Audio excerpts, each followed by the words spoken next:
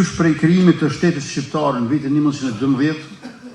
dhe gjatë tërë shekullit 20, sfida dhe synimi kryesor për shqiptarët ishte çlirimi nga Jugosllavia e dominuar nga Serbia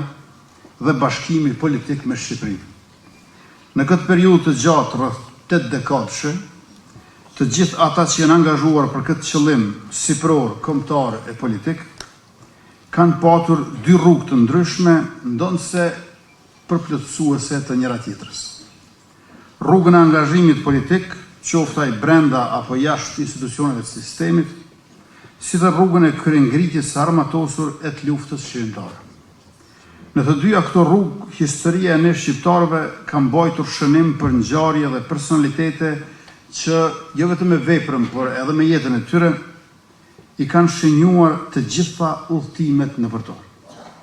Njerëz që me angazhimin e tyre totale, me dedikimin e plot të vetes së tyre, në kuptimin politik dhe njerëzor,